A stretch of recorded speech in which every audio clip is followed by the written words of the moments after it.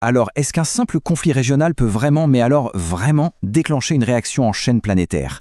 Eh bien, parfois, la réponse surgit des endroits les plus inattendus.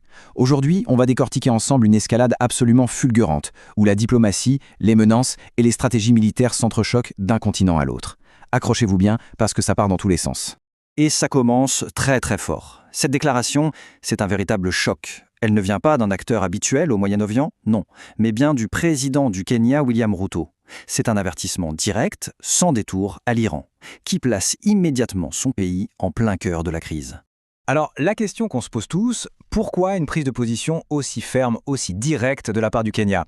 Eh bien, ce n'est pas du tout un hasard. Pour comprendre, il faut regarder du côté des liens très très étroits que le président Ruto a patiemment tissés avec les États-Unis.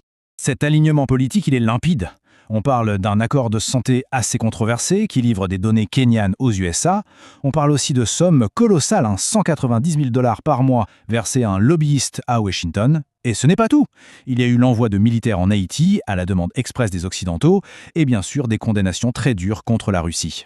Bref, le tableau est clair, Ruto se positionne comme un allié indéfectible de Washington, et là tout à coup son avertissement à l'Iran prend tout son sens. Ok, donc face à cette menace venue d'Afrique, comment l'Iran a-t-il réagi? On aurait pu s'attendre, c'est vrai, à une surenchère verbale, mais pas du tout. Leur approche a été radicalement différente. Ils ont tout misé sur la diplomatie pour tenter de calmer le jeu.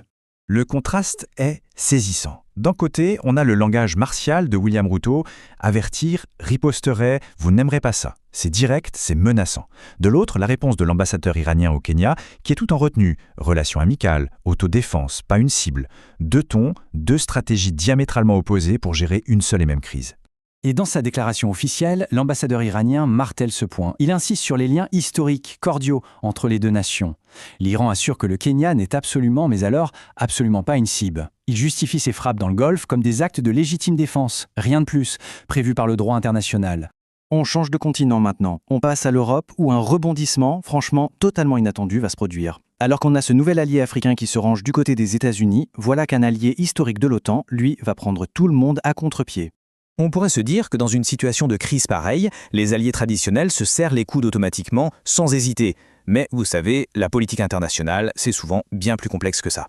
Et voilà la nouvelle qui a fait l'effet d'une bombe. Le gouvernement espagnol a refusé, catégoriquement. Il a refusé que les bases militaires qu'il gère avec les États-Unis sur son sol soient utilisées pour des opérations contre l'Iran.